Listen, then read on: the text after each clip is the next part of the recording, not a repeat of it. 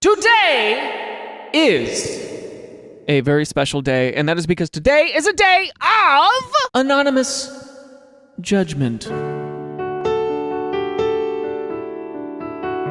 We're going to be judging our peers anonymously on the internet. But before we begin, I have an announcement to make. Surprise microphone. Let's do a little AITA, huh? Here we go.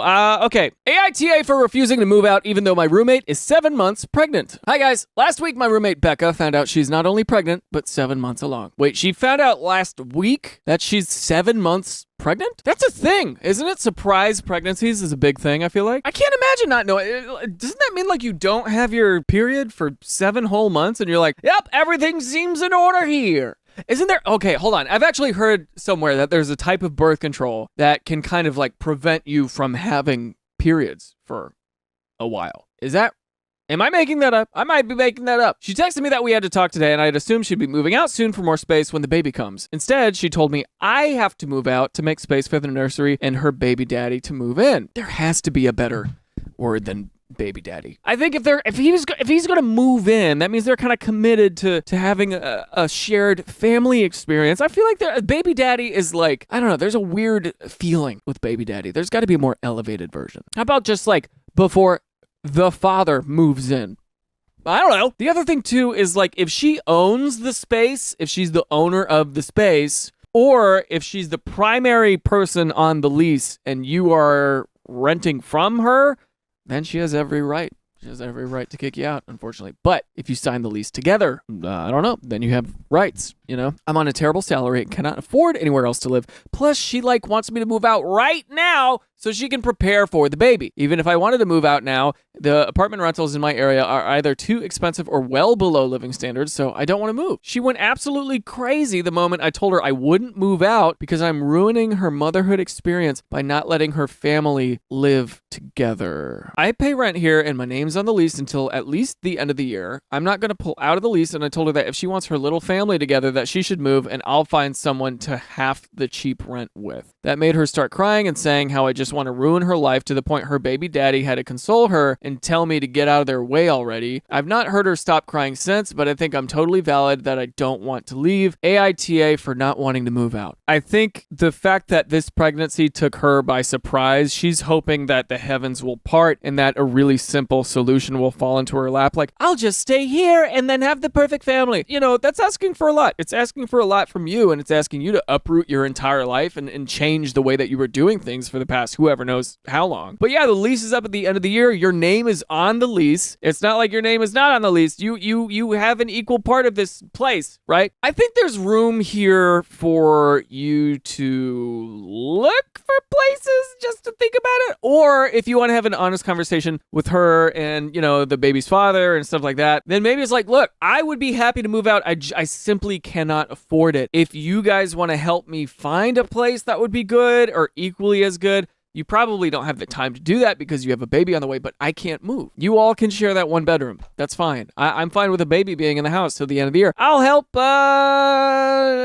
take care of it? No, you don't want to take care of it. It's not your kid. That is a really tough situation. Let me go over here. That is a tough situation. I don't know what I would do. I don't know. I mean, it's one of those situations where you want everybody to be, you don't want to like bully a new mom, and you're not bullying her or anything. It's just like, you don't want her to be crying nonstop. If I were this guy, I would do everything I could to get out of there. I would do everything I could to get out of that place. I don't want to live with a newborn that's not mine. I don't want that for me. You know what I mean? So I would look to move out. Spoiler alert, the tag at the top of this says not the a-hole. I think that there's a little bit more context being left out, but let's do the comments because I don't know. Not the a-hole. This is a her problem, not a you problem. She wants the cheap rent for her and her BD. Your name is on the lease. You pay rent. She can't kick you out. That's true. She can't. She doesn't have any right to kick you out. I completely agree with that. However, be prepared for a very uncomfortable living situation from now on. Yes, that's what I'm saying. Uncomfortable living situation. Not just because of the newborn, but the fact that now you've been voted off the island, but the producers of Survivor can't legally kick you out. So now everybody's just uncomfortable.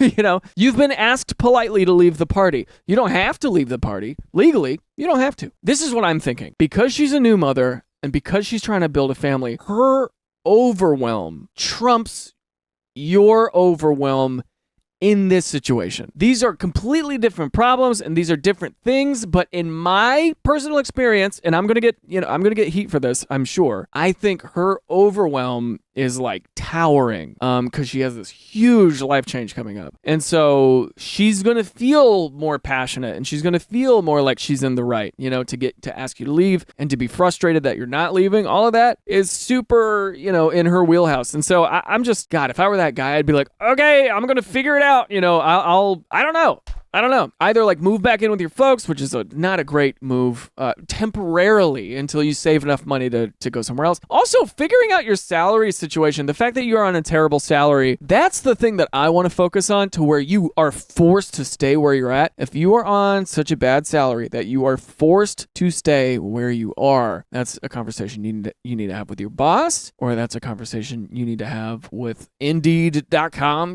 maybe looking at new jobs and figuring out where your skill sets can be applied. I don't know if it's a side hustle or you drive an Uber on the side. I don't know. But the fact that you feel trapped is the American experience. A lot of people feel that way. A lot of people feel trapped. But I encourage everybody out there to look for options and see, is there a better thing? Don't feel trapped. You don't have to feel trapped all the time. Just just journal. Just set a timer for like 15, 20 minutes and journal absolutely every option you have and flesh them out. That's how a lot of my life changes happened, from just journaling, just hand to paper, just journaling for like 30 minutes, an hour, and just analyzing every single bit of my finances, analyzing every single bit of what I could possibly do. I have notebooks filled to the brim of me saying, I only make this much money a month. If I added this hour and that hour, then I'd be making this much money a month. If I did a side job where I like coach kids and put them on tape for Nickelodeon and Disney Channel, then I would make this much money. See yourself as like a spider and try to build as big a web as you possibly can, so you feel like you have other options, so you feel less trapped. So that way if something cool comes in,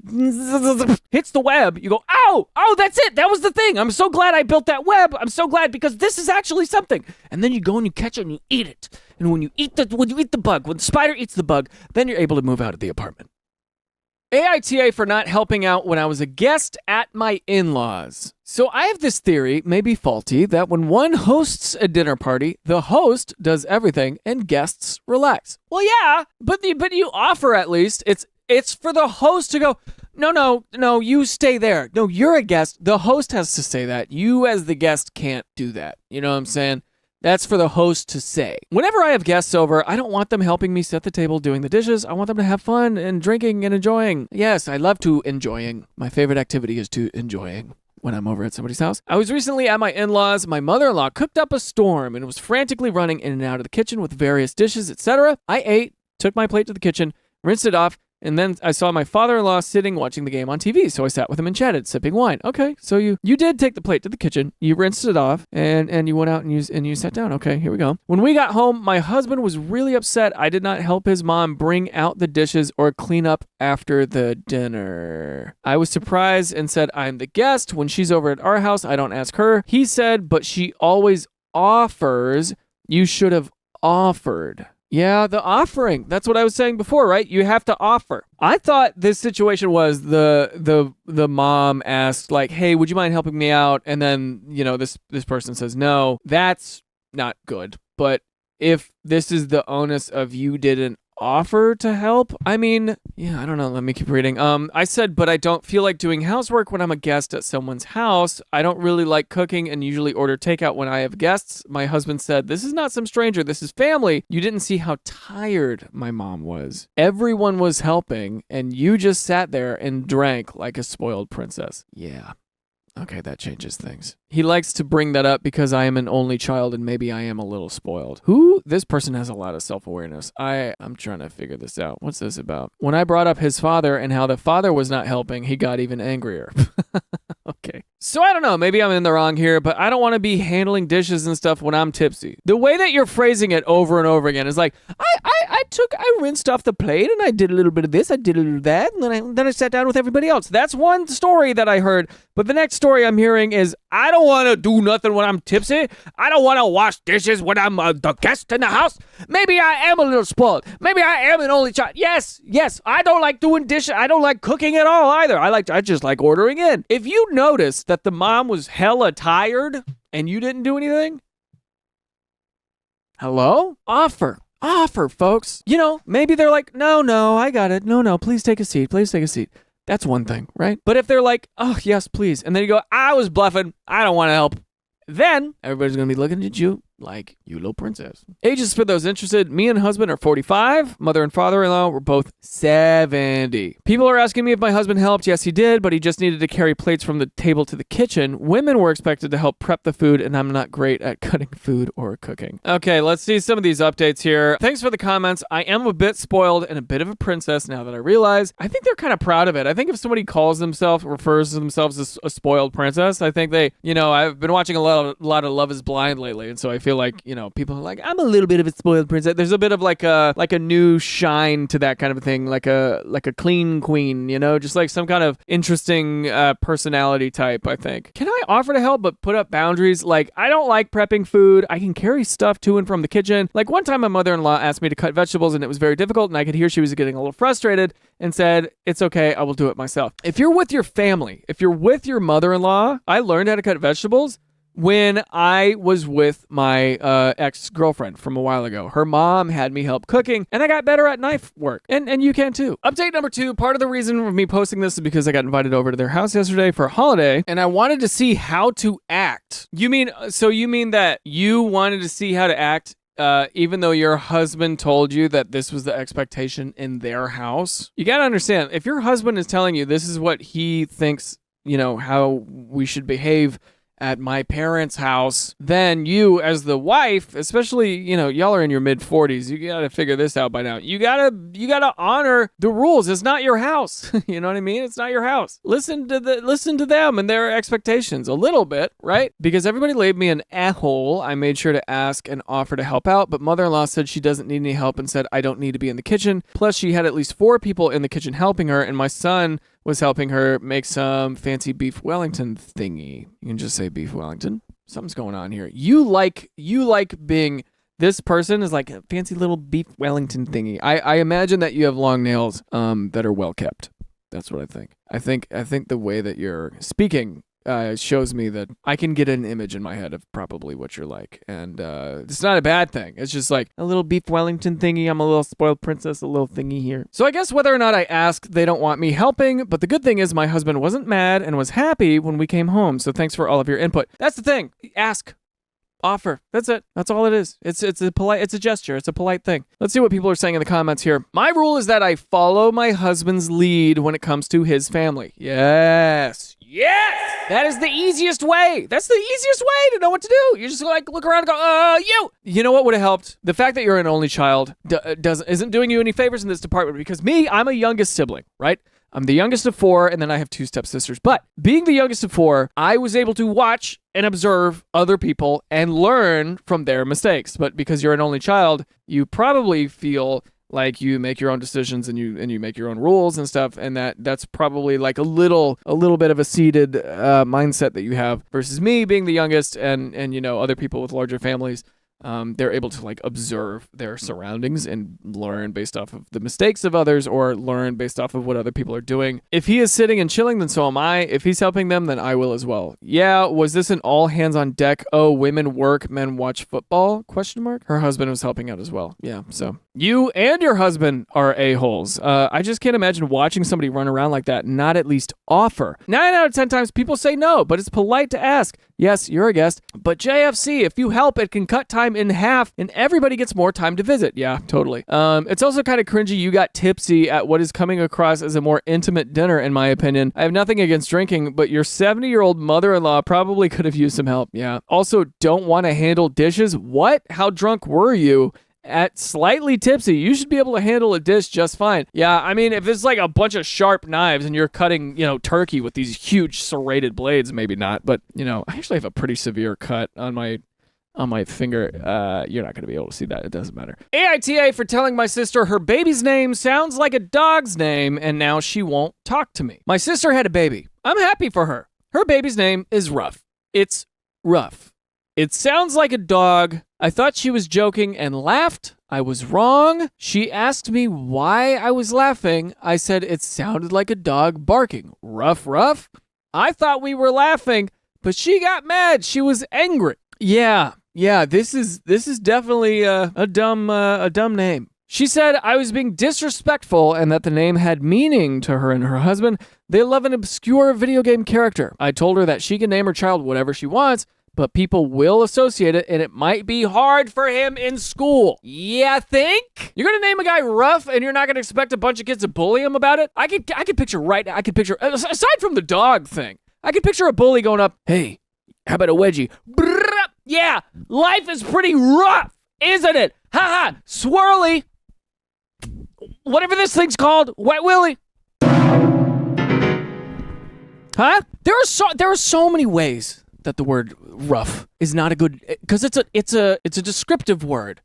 In addition to it being a dog bark. It's just bad. She won't return my calls or texts. My mom says I should have kept my mouth shut. Am I the only one seeing this? I didn't mean to be a jerk, but rough? I can't be the only one who thinks this could backfire. So I told my sister that her baby's name sounds like a dog's name. Is she overreacting? You know, we had a similar story like this where there was a girl who was talking to her sister as well. And in that situation, it was the way that this person addressed it, and they were like just laughing at, like pointing and laughing at somebody is a different thing than just being like, this sounds more like a normal measured response of, oh, you're gonna name it Rough like a dog? That's funny, that's cool. Thinking it's a bit, when in reality they're very serious about this name, which is a very stupid name. But the thing is, like, you know, celebrities name their kids all kinds of stuff, like Apple, Spacecraft. That's what I'm gonna name my kid. I'm gonna name my kids Spacecraft and Clorox. And you know what? If anybody bullies them over that, that's the bully's problem, because I am very smart and I name my kids things that are beautiful and meaningful. Clorox is the name of a very niche ingredient that I drink sometimes. How are you going to name your kid after a video game character? At some point, as a parent, you have to see beyond yourself, and you have to see your child that's coming into this world as a fully realized 360, three-dimensional being with their own point of view and their own life experiences are about to happen, right? So you want to set them up for success. You want to give them the foundation, one of which being what other people call them. And when your name is something slightly unusual, other people are going to call you that name, and they're going to associate it with other things that they think of, right? That's just the nature of human language. You remember something based on how it's somewhat adjacently associated with other things in your brain. So this kid's name is Rough. I think of like a dog like wagging its tail. Are you the a-hole? Right now I'm neutral. I don't think you're an a-hole. I also don't think you're not. I think this person is oversensitive to a name that is not a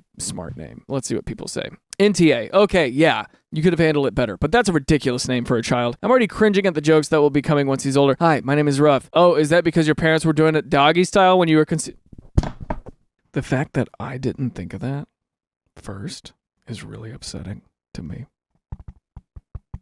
Somebody said, along with a rousing chorus of Who Let the Dogs Out. Speaking as someone whose name is a song cue, the sister is the real a-hole. Guessing on you being a Caroline or Eileen, maybe a Jolene, Delilah, Roxanne. Yeah. Karen is ruined now. The memification of names is horrible. You know, and so like you're already dancing with the devil. Like me, Daniel, right? Damn, Daniel, back at it again with the white vans. You know how many times I've heard that? At least 5 times.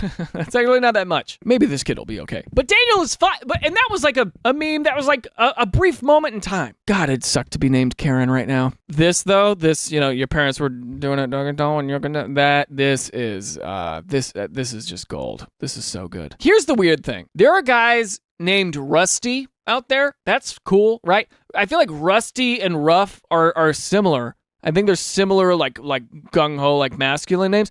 I once thought for a long time, if I had a son, I'd give him a real masculine name to take advantage of his last name being Thrasher, the last name being Thrasher. And so I was like, what would be a crazy name to name my kid? Oh, I know, Hunter. And so I thought for a minute, I thought I was going to name my kid Hunter Thrasher. Wouldn't that be insane? Part of me wants to do it. Part of me still wants to do it. AITA for telling my sister that it's implied that she'd have to pitch in around the house she's staying in rent-free. I, 29 female, inherited a house from my maternal grandma. Okay, the first sentence there is a very big clue here. inherited. It's near the city, so I get to work and it's big enough for me, my 2 kids, and my husband. Even on our 2 salaries, my husband and I wouldn't ever be able to afford a home like this, even though we're pretty frugal and have savings. The housing market is tough, and we were extremely fortunate. My half-sister Ella, 25 female, from my dad and I are very close, and she landed a new job in the city center. Congratulations. On her salary, she can't afford to rent a place in the city center area, and living on the outskirts and paying for a train there and back isn't cost effective. So she asked me if she could move in, as this was her dream industry, and although the pay wasn't great, it was for the experience, and once she'd saved enough, she could get on her own feet. Ella got laid off around Christmas, and she had been really trying hard to find work, so I offered her the guest bedroom. She said she'd help around the house. AITA for telling my sister that is implied she'd have to pitch in there around the house she's staying in rent-free, and she said she'd help around the house. What's happening here? She's been here a month and been busy with her new job. Okay, so I guess she got a new job if she was just laid off. I've asked her occasionally to help out, make dinner, or put the kids to bed if me and my husband are running late, and it's been fine so far. That's nice. It's very good. I asked her on her work from home day to pick up my youngest from school, as the nurse said she was sick. I couldn't reach my husband. There was major train delays on it, so it would take me at least an hour, and my house is a 5-minute walk from my kids' school. Ella texted me back to say that she was working, but she'll try and pick up her niece when her meeting got finished. I got upset. My daughter was sick, and Ella said she would try to pick her up after her meeting. I called her to tell her boss that she needed 20 minutes to pick up her niece after a family emergency and that she could continue. Ella argues that she still had to work for the rest of the day and she didn't have time to babysit her niece. I told her that I expected her to help around the house when she moved in, and she said she wasn't free labor. Here's the thing. If somebody is working, you can't expect them to be done working at the drop of a hat. Who knows what kind of complicated situation they were in the middle of when you called them. However, the niece being sick at school is not, that sucks, dude. But wait, hold on. She was saying Ella texted me back to say that she was working, but she'll try to pick up her niece when her meeting was finished. So she was in a meeting. Meetings could be like, what, an hour or something? The kid could be at the school under the supervision of the school nurse for a moment while Ella, does the work things that she has to do. I don't know. Her saying that she wasn't free labor is true. I think there is a personal boundary there. I don't know, man. I think this is one of those situations where sisters will have hairpin triggers for each other, dude. I know this for damn sure. I got 2 half-sisters, I got 2 stepsisters, and boy, and I'm just saying, sisters will piss each other off in unique ways. In special ways, in ways that the ether could not fathom, in ways that nobody, us boy kind, have no clue. You know what my sister did? I was about to name drop her. You know what my sister did to my other sister? Oldest sister once tucked my other sister's arms and legs into a swimsuit to where she was just nubbins all around and threw her into a pool. That is borderline attempted murder, okay? That's crazy. Nothing happened, but dude, do you know, that's some special stuff. With all of that said, one sister in this story, one sister is calling the other sisters going, hey, my kid is sick. Would you mind picking them up? These are the facts. It's a 5-minute walk. It'll take 10, 15, 20 minutes. Total. The other sister who's currently working her job is like, you know what? I'm in the middle of a meeting. Okay, I'll do it as soon as the meeting is over. With the knowledge that the school has a nurse. And that's what it is. The kid right now is chilling, feeling special. They're in the nurse's office. Yes, they're feeling sick, but when I felt sick and I'm sure some of you can relate, you felt a little special in the nurse's office because everybody else is at school, everybody else is taking classes. You're like, oh, I feel sick, but I'm in the special room. I don't know. Maybe I'm crazy. Maybe that's not nice of me to think. God, you want to hear something crazy? I'm about to say something a little crazy. One time, this girl I had a big crush on in like 2nd or 3rd grade would go to the nurse's office all the time. And I had such a big crush on her. One time during lunch, I made myself ill. I'm just going to say that. I made myself ill in order to go hang out with her in the nurse's office. And my dad picked me up and he was furious because I told him what I did. Man, I've been girl crazy my whole life. Ella argues that she still had to work for the rest of the day and she didn't have time to babysit her niece. I told her that I expected her to help around the house when she moved in and she said she wasn't free labor. There's tension in the house now, and I wanted a second opinion. ETA, I don't know what that means. I didn't call her boss. I asked her to call her boss and ask. Okay, so you didn't call directly her boss. Okay. Spoiler alert, the people here think that this person is in fact the a-hole. You know, having somebody, giving them this sort of immediate responsibility where they didn't think they had any other responsibility is one of those things where you're shooting for the moon and you're hoping that somebody can be able to do something. But if they can't catch the ball when you throw it to them, that just means it's a sucky situation, you know? But they were going to help. They were going to be like, as soon as I'm out of this meeting, I'll go pick up your kid. We don't know how sick they were. You know, we don't know. Like, if they broke their arm or something nuts, like, yeah, I have to go now. Me, the way that I am, if somebody wanted me to pick up their sick kid, I would, like, I'm recording this video, right? These videos normally take me about like an hour and a half to record. If I'm in the middle of recording this video and I got a phone call saying, you know, somebody needs to be picked up, there's been an emergency, I am going to stop recording the video and go do it. But if somebody has a cold and needs a ride somewhere, I don't know. Giving somebody unforeseen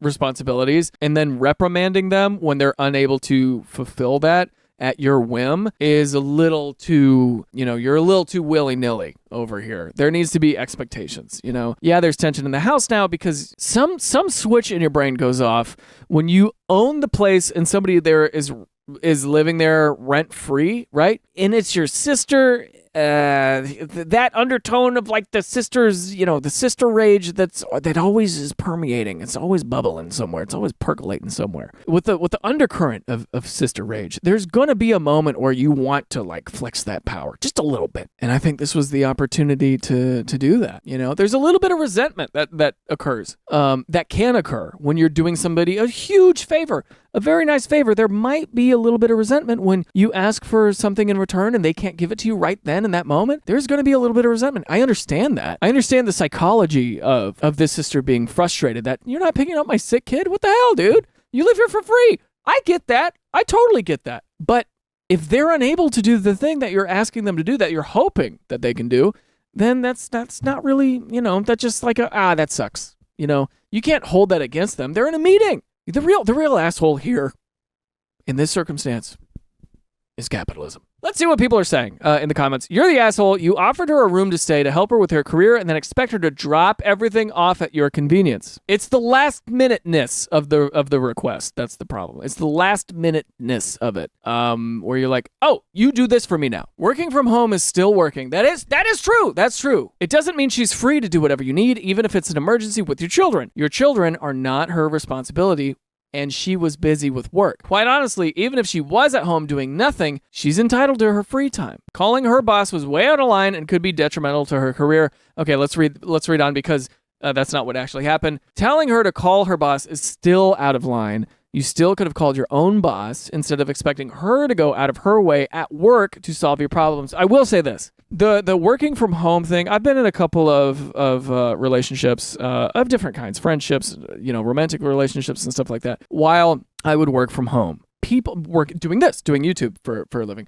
Spoiler alert, I do this job from 10 a.m. until 6 p.m. Monday through Friday. It is a 40-hour-a-week job. I do think about it on my off time still, but I have dedicated chunks of time, 10 a.m. to 6 p.m., where I do this job. And by the way, spoiler alert to some of you out there, this is not my main channel. I have a main channel. I'm like a piano comedy guy. That's how most people know me anyway, on another channel that I've been doing for like 5 years. This is like an additional secondary job I'm trying to add to my main job. Also, this is a lot of fun. I really like doing this. This is my home studio. I love this.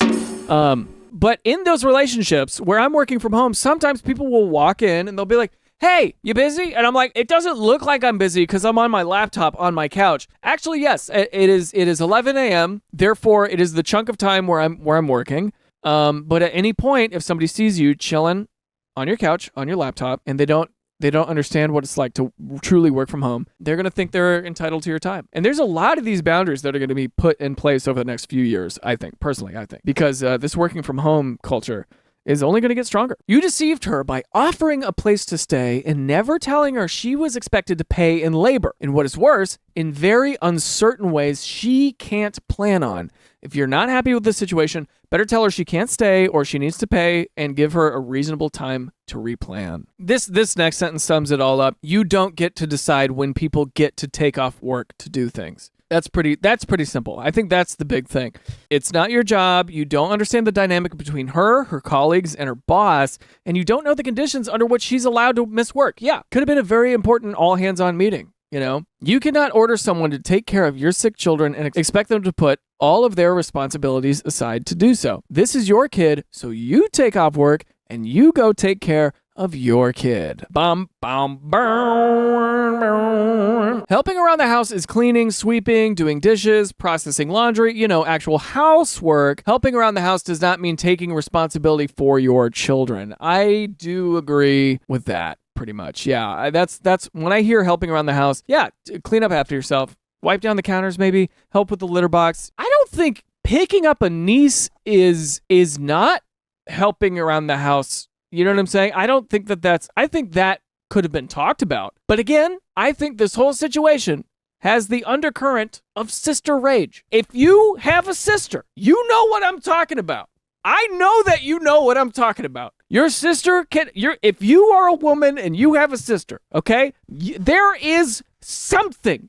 It is the craziest love-hate relationship that exists on the planet. There is no more complicated dynamic than a sister-sister. There is no more complicated dynamic. No way. Bro, that boy, if you're a guy and you don't have two sisters, this boy.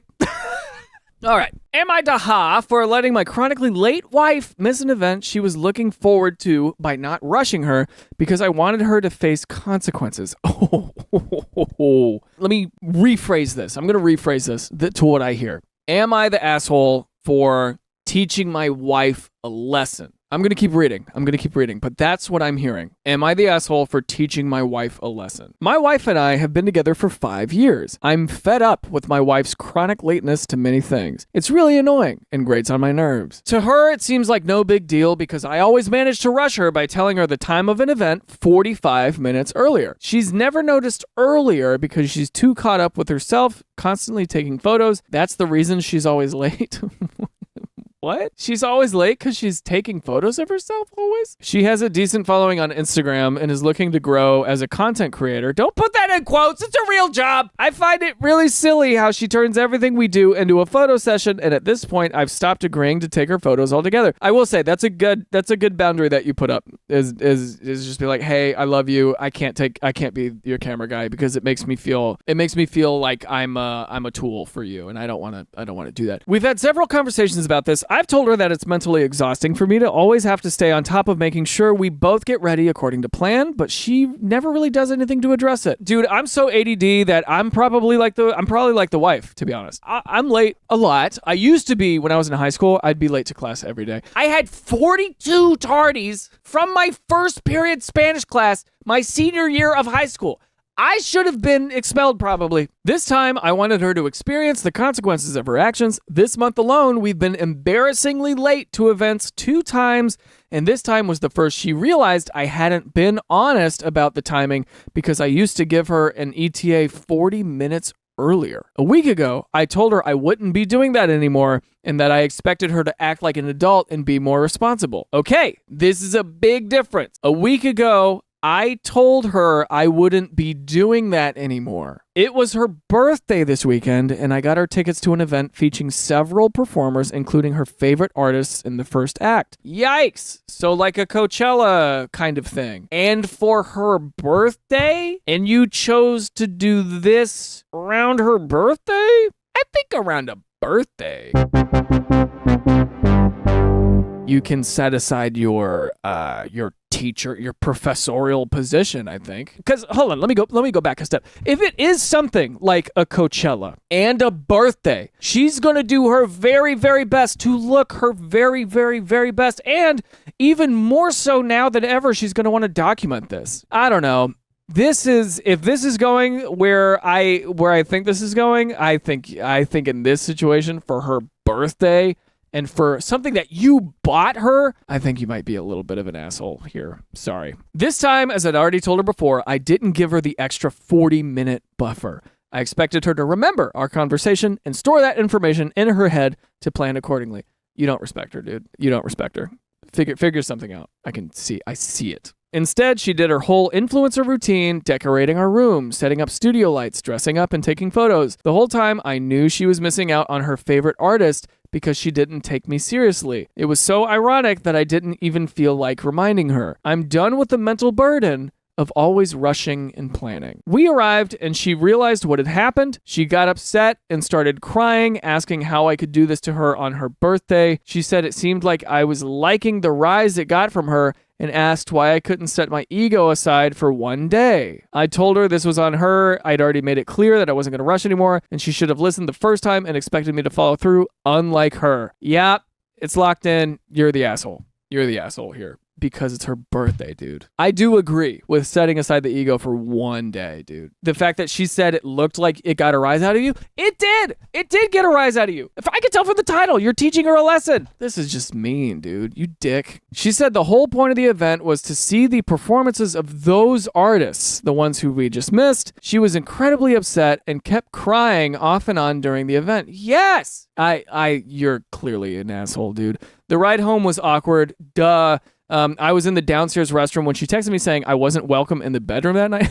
I ignored her message and went in while she was changing. She looked like she wanted to kill me, and I simply told her that saying I'm not welcome was irrelevant because it's my room too. Congrats, you've unlocked resentment from your wife. You did what you said you were going to do. Congrats. You put your foot down. I'm not doing that anymore. I'm letting you know. I want to know how clearly you told her. Because it was like, you know what, babe? I'm not doing that anymore. Okay? I'm not going to tell you anymore. Good luck. And that's it? That's all you said? Something about that delivery? I'll forget that in a heartbeat. If she's uncomfortable, she could take the couch. She ended up leaving to visit her mom, and I'm considering whether I was an asshole. Yeah. You were a huge asshole. I get wanting to be on time to things. This is a gift you got her. Burning your money in front of her face and going, how's that feel? You out of your mind? I'm going to read these comments. I think they're going to be on my side, but I will say this, though. Before I look at the comments, I will say a lot of people don't respect the job that is content creation. There's always an awkward, like, puberty phase from going to a normal day-to-day person to, like, a content creator with the following. That's a thing, and people don't respect the burgeoning content creators. They don't respect them because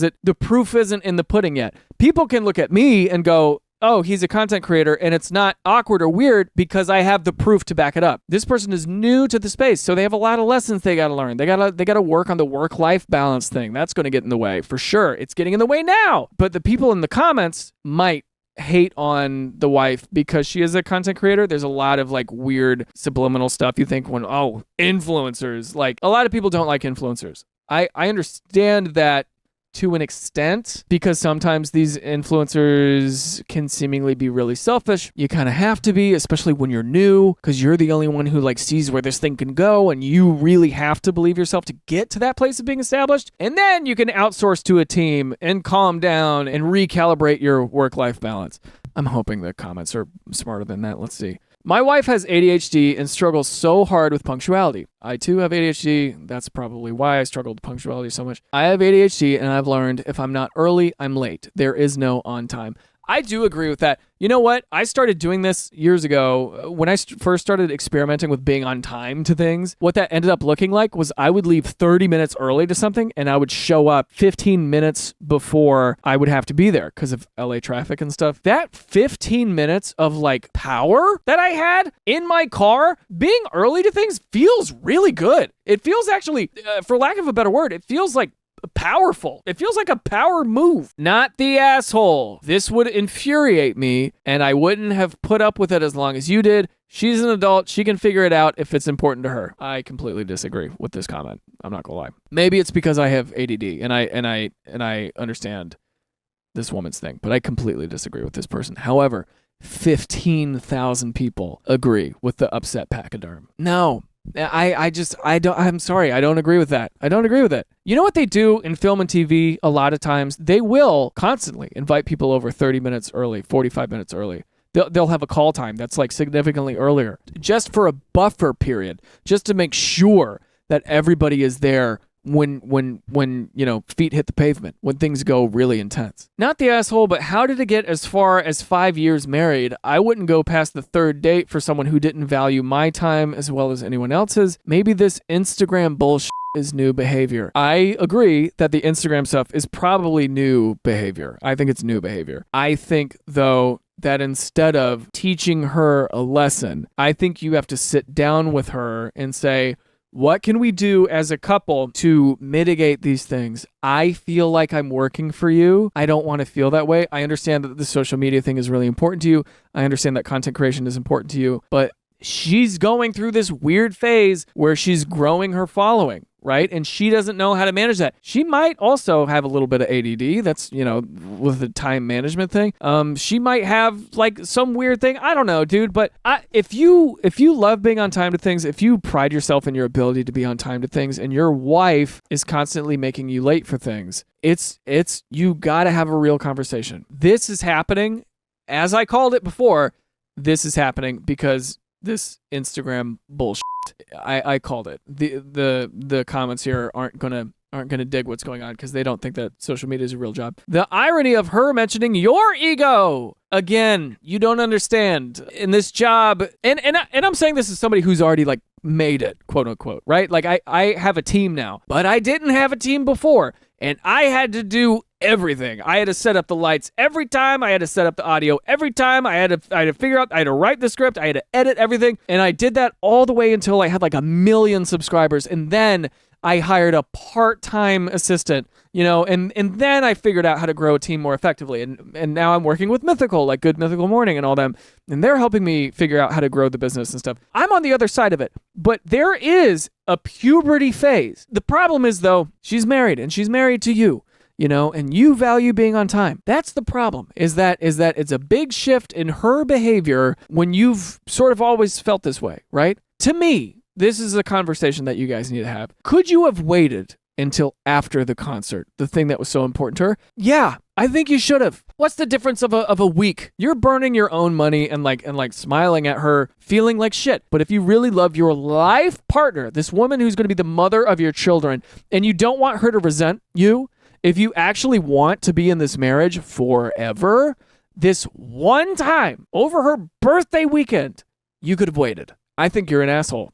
These people don't. I do. I know a lot of the comments down below are going to be on this guy's side, and I also understand where you're coming from, because if your partner doesn't respect your time constantly, that's an issue. But this guy had systems in place to where they could be on time, and all that was him lying about them leaving 40 minutes earlier. He's saying it's mentally exhausting. I agree. It's exhausting. You don't want to work for her. I get that, dude. You are showing me, and you are showing your wife, that you don't respect your wife anymore. You don't respect your relationship, and you're putting that down. And now the only response that makes sense in this chess move that you did is for her to resent you. NTA, NTA, NTA. This one says, NTA, but did you have to do it on her birthday? LMAO, that's wicked. I get it, right? The Instagram girl thing, the Instagram, I know. The influencers in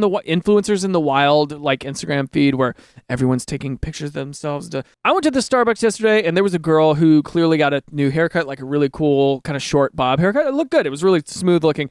And she had her phone in the back of her car. I'm in LA, by the way. She had her phone in the back of the car, and she was standing outside of a car doing this kind of move to the camera. And I thought, nice haircut. I didn't judge that she was doing the whole song and dance in front of the camera, because I know what that is. I know what that's like. I know what it means. I know that can contribute to brand deals and stuff. And it took an extra 1 or 2 minutes of her day to do that thing. I get it. I'm just saying, everybody goes through awkward stages in this content creator thing. And if they can break through to the other side to where they can get that like first employee, that like first assistant to help them out, then all that stuff was worth it. You know, they all see this like North Star that you're not seeing. I think in this story, sure, maybe it's an everyone's sexier situation. I do think that the wife should be made more aware of how annoying she's being to this guy, but that is on the guy to communicate exactly how he feels. Yeah, this was a communication thing, but now it's got to be a group therapy thing because she's going to resent you for this. And she should, in my opinion. She should. Anyway, that really got me upset. But that's okay because I'm going to play a happy song now. Let's do a happy song. Yay, yay, yay, yay. It's a happy, happy, happy song. Feel better?